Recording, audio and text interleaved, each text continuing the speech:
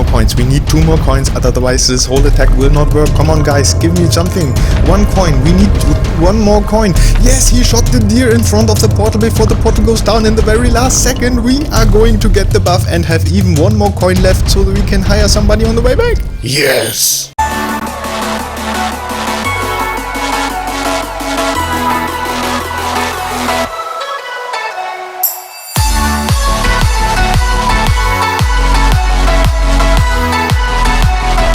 Hi everybody!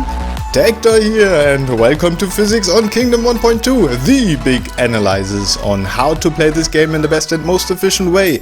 And so much I can tell you, what you're about to find out will make this day an awesome day for some gaming and physics.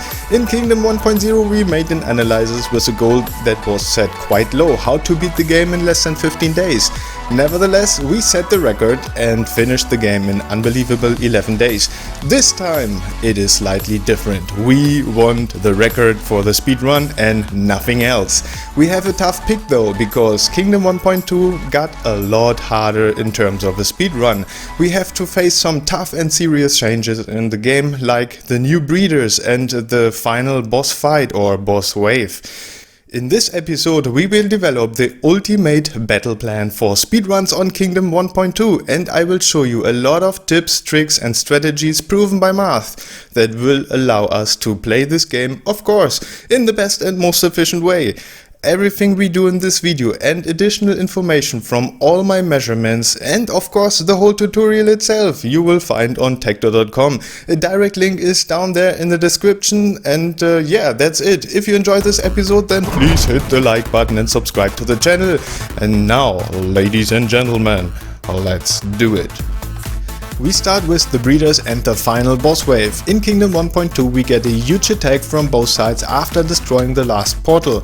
This wave not only brings tons of flyers and little greed guys with it, nope, it also brings several breeders, which are a new class of monster. Those giants have tons of health points, constantly spawn new greed guys, destroy any wall in less than 15 seconds and can disable your whole army by hitting only once or throwing rocks at them.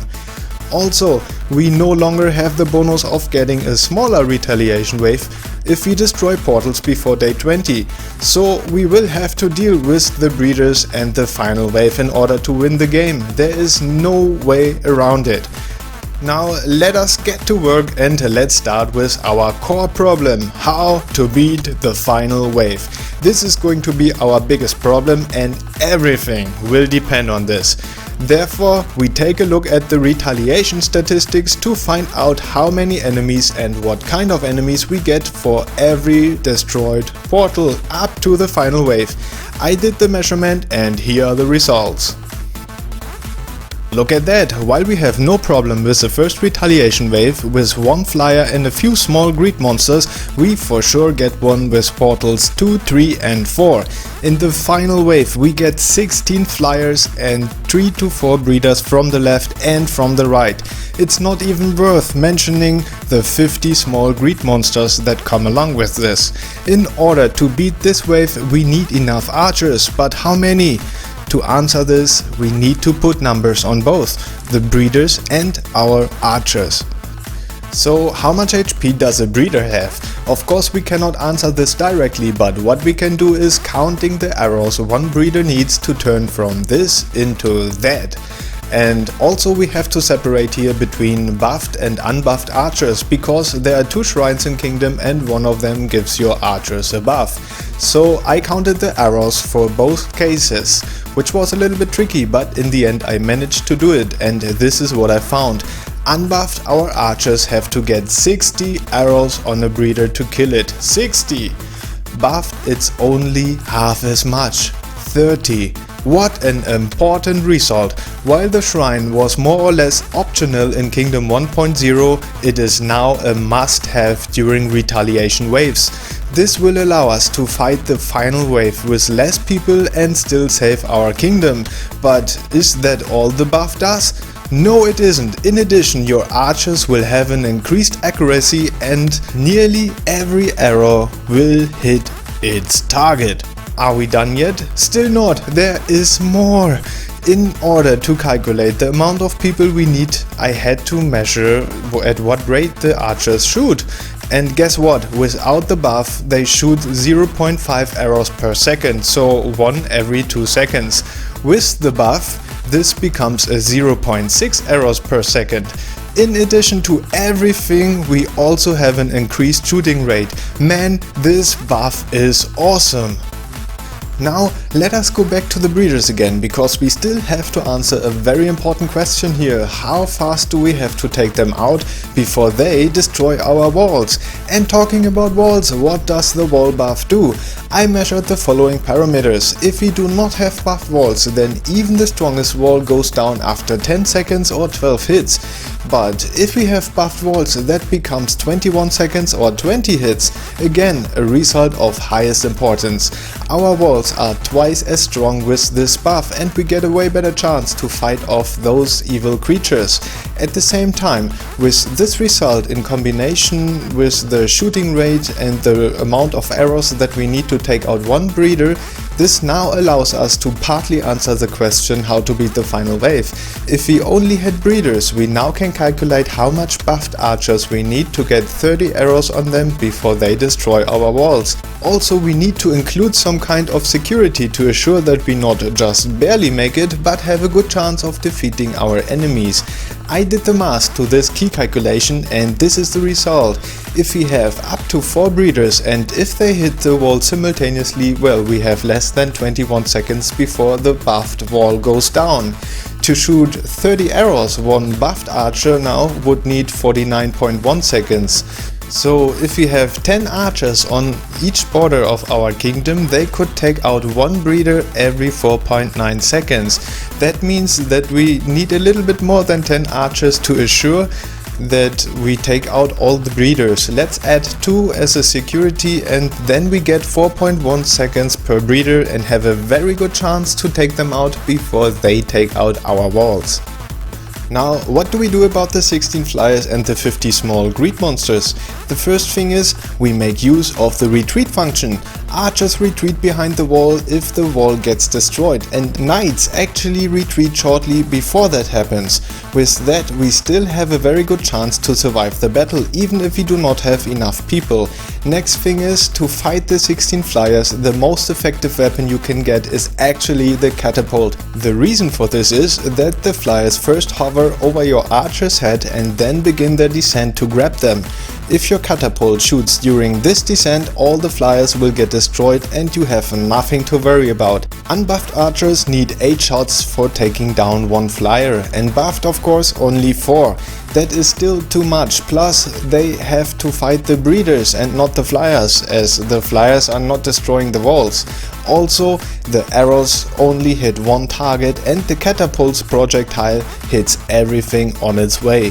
The downside, however, is that the projectiles of the catapult can be thrown back to you by the breeders, and this can knock out up to 5 people, archers, workers and so on. Therefore, the perfect solution is to make the catapult the last thing you ever build in Kingdom. Save it for the final attack. I measured out of 5 runs, only once I got the projectile thrown back to me and it missed. Or statistically spoken, it's the best thing you can do. Also, the catapult will assist you big time in taking out the breeder. 4 projectiles destroy 1 breeder, and if they stand in one spot, well, they get hit at the same time, and then the catapult will be your best friend. The 50 small greed monsters we can more or less just ignore. They get taken out due to all those shots fired from your archers and the catapults. Of course, they also do damage, but compared to the breeders, this is just insignificant. Alright, that's it. We now know what we need to do in order to deal with the final wave. Let me sum up the most important points. During retaliation waves of Portal 2, 3 and 4, we need the buff for our archers and the walls. Then we need 12 archers on both sides of our castle to take down the breeders, and in order to deal with the flyers we need the catapult for the final wave. The catapult will be built right after we destroyed portal number 4. Doing all this will enable us to defeat the final wave and therefore beat the game. The next thing we have to do now is to find out how fast we can get all the people, resources and walls that we need. Once we have done that, we can actually calculate how fast this game is beatable and build up our ultimate battle plan. Let's talk about time, lengths and velocities first, because we will need the numbers we get here for nearly everything we talk about. Every day and night cycle has a duration of 240 seconds or 4 minutes. The day has a duration of 165 seconds and the night 75 seconds. The lengths we can define the way we did in the Kingdom 1.0 series by using the two outer walls of the base camp, which are always at the same position. Let's call it one kingdom as it suits perfect for this game. Knowing this distance, we can measure all velocities of our prince, princess, the Greek, archers and knights. This time we also have to separate this into walking and running, because everybody can run now. I did those measurements and those are the results. First thing to mention, all speeds are compared to the walking speed of the brown horse that we have right from the beginning of the game. Our conclusions are: first, the black horse that we can get for 3 coins as an upgrade walks as fast as the brown horse but runs 20% faster. Second, archers and knights are, thank god, a little bit faster than workers and farmers. And the third thing, the Greed now has the same walking speed as we do. Once we get spotted, we cannot just walk away. New. Our castle is no longer in the middle of the map. The edge of the world is between 115 and 154 seconds walking time, or expressed in our base's length unit, between 12.2 and 16.4 kingdoms away from our base. That gives us the important result: a knight will run this distance in between 150 and 200 seconds, less than a full day and night cycle. Therefore, a good time to take will happen on the same day, no matter where the portal is, and our knights will not run into the Greed, risking the whole mission. Another important thing that the table of velocities revealed is the power of the black horse. 20% more speed for 3 coins? This means more distance that we can cover, and more distance means more actions in one day. How is this horse performing in comparison with the brown starting horse? To answer that, we take a look at stamina and the grass buff. Here are the results. While the brown horse runs for 20 seconds without a buff, the black horse runs for 25. With grass buff, it is 68 seconds for the normal horse and 81 for the black one. That makes the decision very easy. We want the black horse as soon as possible, but note, the brown horse needs 20 seconds to regenerate stamina and the black horse actually needs 30. That's 10 seconds more, and well, it tells us don't run out of stamina. Also, the times vary a lot more than in Kingdom 1.0. Sometimes the horse just doesn't want to run that long. But in total, the black horse enables you to reach any point on the map way faster and can just run incredibly long when having the grass buff. So get it as soon as possible, and yeah, that's basically it. That's all we need to know on time and velocities for now. Let us continue with the most important thing of all, the people. Yes, people are and always should be the most important thing, after Mother Nature of course. Let's sum up the people we need. 24 archers to have 12 on each border of our castle. Then 2 additional archers who will sit in the inner towers of your base that you automatically build when you upgrade it. 4 workers to operate the catapults, and let's not forget about the knights. For one knight party we need 1 guy, being the knight of course, and 4 archers running with him. The minimum amount of knight parties that we need is 4. All the knight parties together make then 20 people. We will not build any farms, as I will explain later on, so we won't need any farmers, and we will go with only 1 knight party per portal attack. And the reason for this is that they now can manage this due to their ability to run and the possibility to feed them coins in order to make them stronger. More on that in a minute. First, let us sum up all those numbers. In total we need 50 people. Now the question of course is, how fast can we get them? And here the altered game mechanics will actually help us out. Now portals stay deactivated longer, giving us the possibility to also hire behind them. All we need is a good timing, and this we should discuss a little bit more as it is very important. A portal gets activated when the sun reaches its peak. Then in the end of the evening or begin of the night, the portal spawns some greed guys and directly gets deactivated. That means they are deactivated the complete night plus half a day, and well, this gives us a total amount of 157 seconds time. Within this time, any hired peasant behind the portal will make it in front of the portal without getting attacked. And this also means that we now can hire in every camp on the map, no matter where it is. All we have to do is to pay the greed off in the evening, run behind the portal and hire all the peasants that we can find. But wait, pay off the greed? Yeah, why not? I counted them for the first 9 days, and look at the table, you really have nothing to worry about. If you pay off the greed for the first 5 days, you will be able to hire 10 to 12 people per day, or in total 50 to 60. That's everything we need. Of course, this means you do nothing else than hiring, and as we all know, we have all kind of stuff to do on the side. But if we plan our time well enough, we can get close to the 12 people and hire everything we need within 5 to 6 days only. The golden rule for hiring is do it before you do anything else on the day. You can collect money and upgrade your base while you're passing through or during the night. Make hiring your primary objective for the first couple of days. Now again to the knights. I mentioned that you can feed them with coins. Now what that means is that they are immune to every attack they cannot parade with their shield. If a knight gets attacked, he has a chance of blocking this attack with his shield. If this block fails, the knight will lose his equipment and your attack is over. However, if he was fed with coins, he will not lose his equipment but a coin. You can feed him with up to 7 coins, and that makes them endure even a heavy attack of 7 to 9 greed guys at the same time.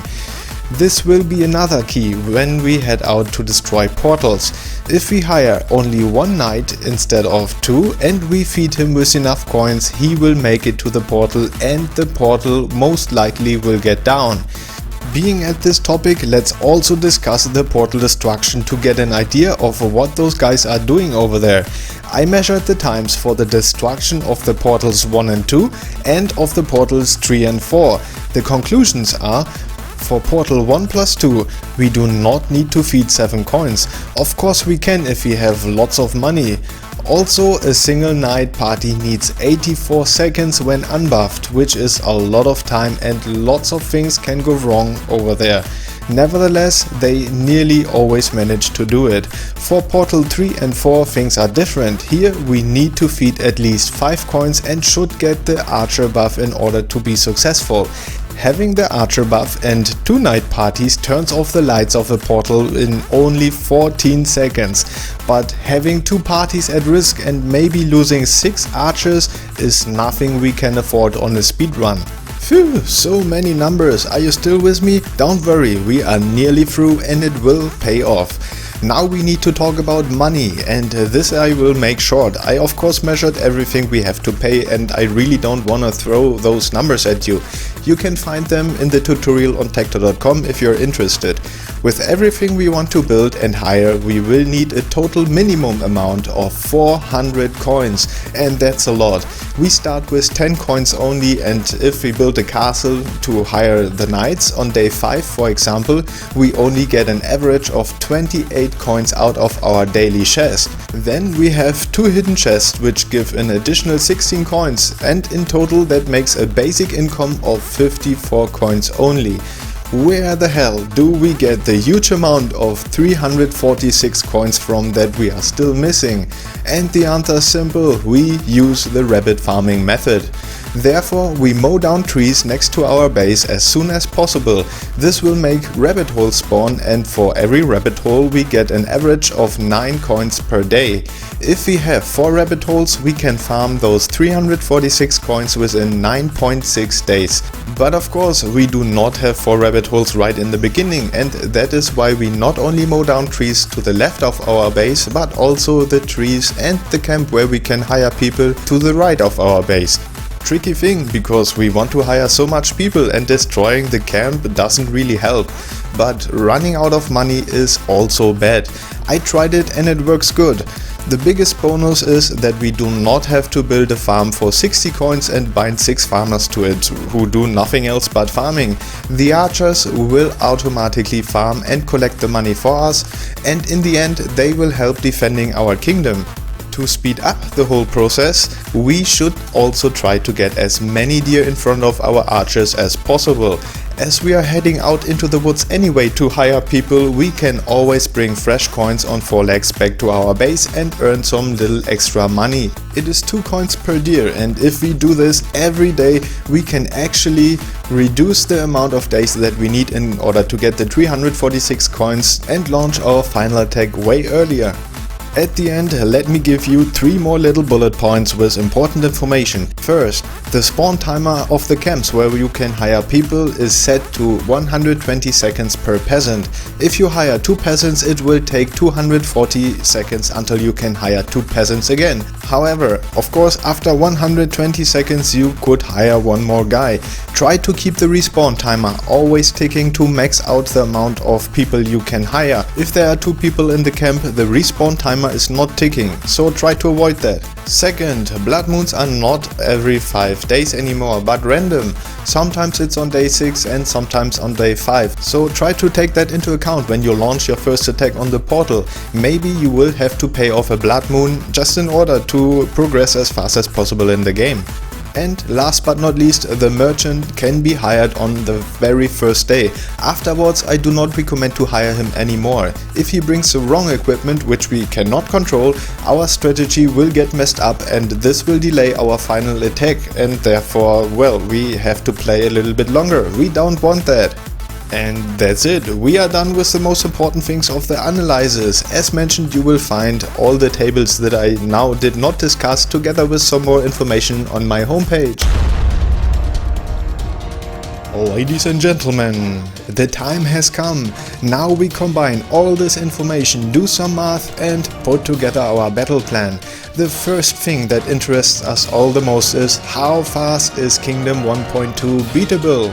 And the answer is 10 days. 10 days only. But wait. That sounds tempting, but I have to pull the brake here. This is the best case and purely theoretical result. In practice, we would have to make not a, but the perfect run, having the best possible setup, and we have to get every single timing correct. There cannot be any errors at all, and we would have to fulfill the plan I'm presenting to you in a few seconds at all times and even go ahead of it. That is very unlikely, not impossible, but highly improbable. Just for your information, in the Kingdom 1.0 series I calculated a theoretically minimum of 9 days, and then in the end we made it in 11 days. Maybe with a little bit more effort we could have made it in 10 days, but now with Kingdom 1.2 it is just harder, therefore I don't think we could actually achieve this. But what we can achieve is, and that's already tight enough, 11 days. Yes, we want to see this number again. Tougher conditions and still making it in 11 days would be so nice, right? So, let's take a look at our ultimate battle plan. Get ready, here it is. Look at this beauty. Yes, it looks a little bit more complicated than the last one, but we also have to do a lot more than before. Here every action is planned, everything is put together tightly, and there is only a very low tolerance for errors. Every day has a main objective telling us what we have to focus on the current day. The plan also tells us how many people we need, how many archers, workers and knights to hire, what walls to build if we have to upgrade the camp, get the buffs, build the catapults, and of course how much coins we need and how much greedy guys we have to expect. Days marked in red are possible blood moons, blue objectives are portal attacks, and the color in the coins columns indicates how difficult it will be to get the amount of coins needed. Below the table you have some notes of things you shouldn't forget and which world setup is good. We could really not wish for more information. This thing is telling us everything we have to do. All we need to do now is print it out and start the game and follow the plan. Actually, I'm doing it right now while you're watching this, and within the next 24 hours I'm going to upload the next episode where we set the record. Yes, that's how much I trust those numbers. So if you also want this plan, there is a downloadable version on TecThor.com. If you want to get it, go over there and download it. Now in the next episode I will show you how to use this plan in detail, and let's hope for the best that I will be able to set a new record here. And yeah, that's it. If you enjoyed this episode, then don't wait any longer. Hit the like button and subscribe to the channel. Now head out on your own adventures. Have a great day and keep it geeky!